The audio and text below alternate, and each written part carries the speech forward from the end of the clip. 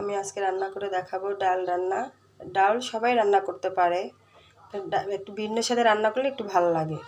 আমি এখন দিয়ে দিচ্ছি লবণ পরিমাণ মতো, তারপরে এখানে দিয়ে দিচ্ছি আদা, পেঁয়াজ, রসুন, কাঁচামরিচ,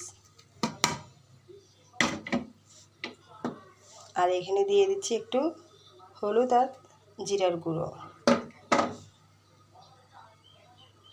এটা এখন আমি ভালো করে করে নেব, রান্না করে নেব। আসলে এভাবে ডালটা রান্না করলে ভালো লাগে, খেতে অনেক স্মেল বের হয়। আমি এভাবে বেশিরভাগ ডালটা রান্না করি, সবাই পছন্দ করে।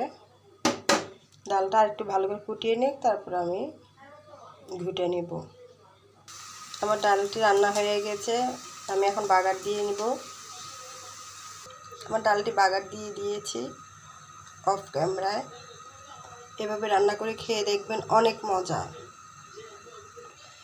আমার ডাল রান্নাটি কেমন হয়েছে আমাকে জানাবেন। ডালটা আমি যেভাবে রান্না করছি সেভাবে রান্না করে খেয়ে দেখবেন, অনেক মজা, সুস্বাদু।